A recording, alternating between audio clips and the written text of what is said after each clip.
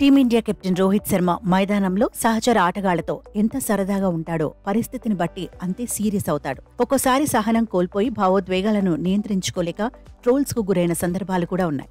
అయితే ఆటలో భాగంగానే రోహిత్ ఇలా చేస్తాడని, కెప్టెన్ గా అతడు రచించిన వ్యూహాలు అమలు చేయడంలో తాము విఫలమైతే మాత్రం ఆగ్రహానికి గురికాక తప్పదని team India senior bowler Mohammed Shami అన్నాడు.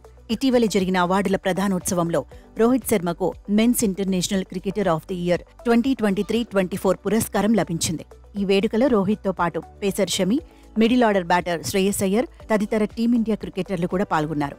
ఈ సందర్భంగా కెప్టెన్ గా మైదానంలో రోహిత్ శర్మ ఎలా ఉంటాడన్న ప్రశ్నకు షమి ఆసక్తికర వ్యాఖ్యలు చేశాడు. జట్టులోని ప్రతి ఒక్క ఆటగాడికి రోహిత్ స్వేచ్ఛనిస్తాడని షమి తెలిపాడు. తనలోని ఉత్తమ గుణం అదేనని చెప్పాడు. అయితే ఎప్పుడైతే మేము అతడి అంచనాలు అందుకోలేకపోతామో అప్పుడు అతను భావోద్వేగాలను ప్రదర్శించడం మొదలు పెడతాడని పేర్కొన్నాడు. నువ్విలా చేయాలి, లేదంటే చేసి ఉండాల్సిందని ఆటగాళ్లకు చెబుతాడని షమి అన్నాడు. అలా చాలాసార్లు చెప్పినా మన ఆట తీరులో మార్పు లేదంటే ఇక రోహిత్ రియాక్షన్స్ స్క్రీన్ మీద చూడాల్సిన పరిస్థితి వస్తుందని తెలిపాడు.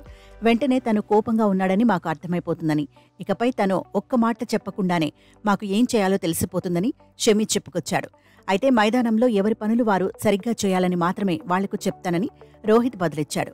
మరి నేను కూడా నా పని చెయ్యాలి కదా, అందుకే నేను ఫీల్డ్లో ఒక్కసారి అలా ప్రవర్తిస్తానని చెప్పాడు. టీం కెప్టెన్ గా తన పనిని తాను చేస్తానంటూ చమత్కరించాడు.